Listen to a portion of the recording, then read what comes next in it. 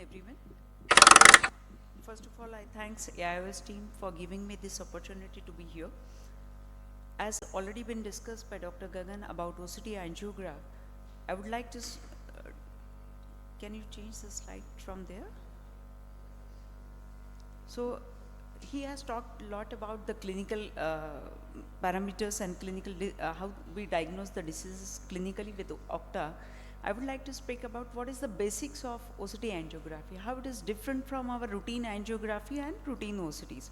So if we look at the OCT-A, it has it combines the capabilities of OCT together to create a multimodality in a retinal imaging.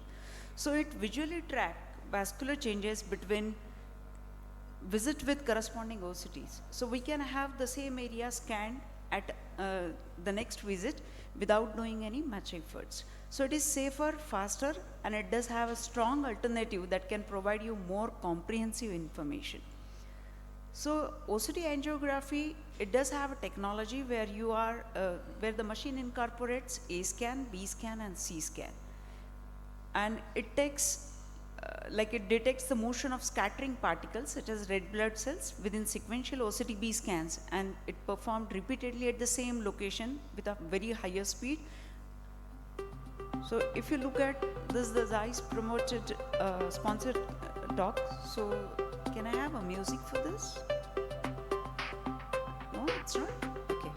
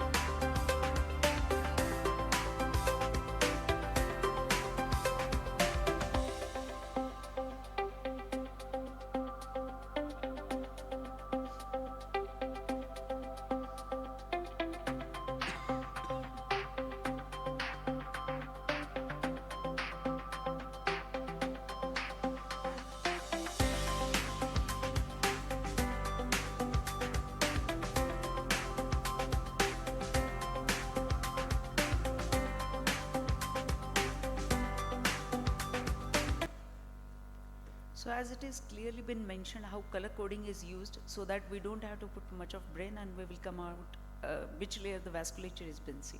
OMAG is OMAG is the algorithm which is used for OCTA, and it does have a features of segmentation, like 9 preset and predefined segmentations are there to choose from where, like which layer of retinal, subretinal or choroidal pathologies we would like to see.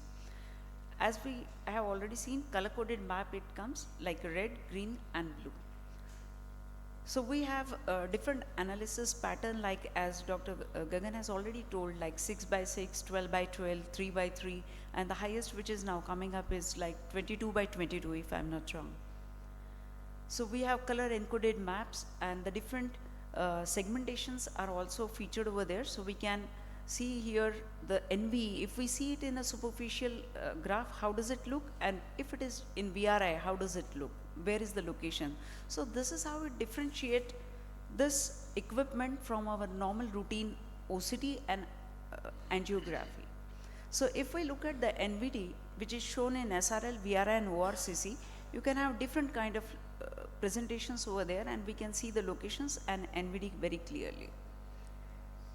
So these are all segmentations parts, how we see the wet AMD, how can we see the choriocapillaris and sub-RP segmentation and differentiate the diseases. The fundus overlay also comes for that.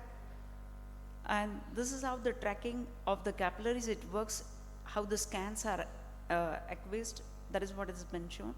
The most important point, it has been shown that new vascularization, as we are treating ARMD or DME, The regression is very nicely seen with Octa so that we can treat the lesion or not to treat or wait and watch is decided. So instead of going into much of details of OCT angiography, I would like to mention these are the different patterns. From a workflow standpoint, when we have a lot of patients and we have to do it very fast, patient is also like diabetic and not ready to wait.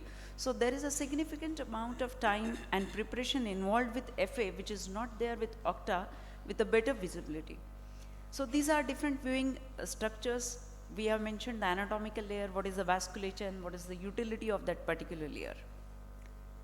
So more than 3.5 times the amount of microaneurysms can be visualized on OCT angio than could be seen by a traditional fundus examination.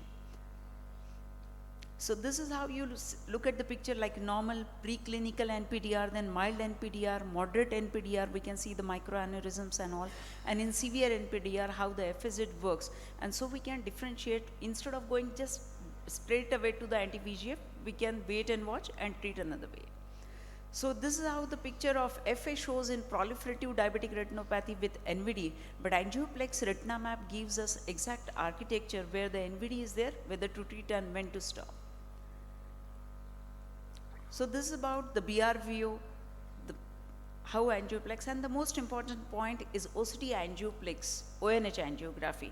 How does it differ? If we look at the healthy ONH angioplex, we can see this kind of vasculature, but the way glaucoma is progressed, we can compare it with the VFA and we can see over vasculature over here, and we can grade the glaucoma of the patient.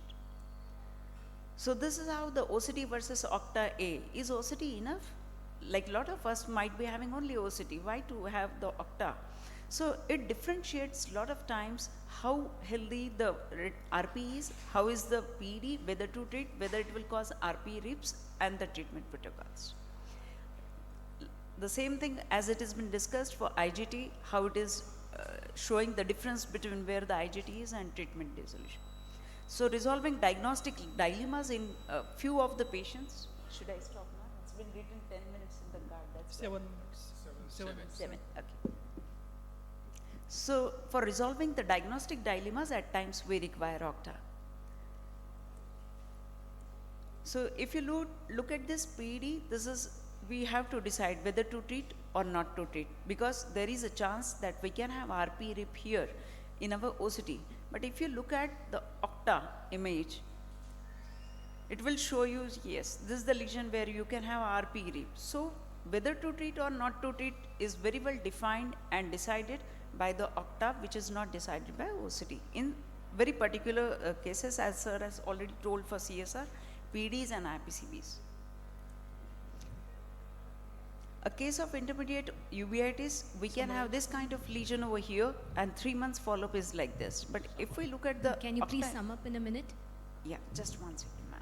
I will go through at the last. So this is what is important, like conventional angiography versus OCT angiography. Easy, quick, wider FOV, can differentiate whether the disease is really active or not. But on OCT angiography, it's a non-invasive, dye-less, reproducible, no side effects, high density and great resolution. So it corresponds more to OCT for point-to-point comparison and early detection of diseases. Thank you very much. Thank you, Dr. Sangita.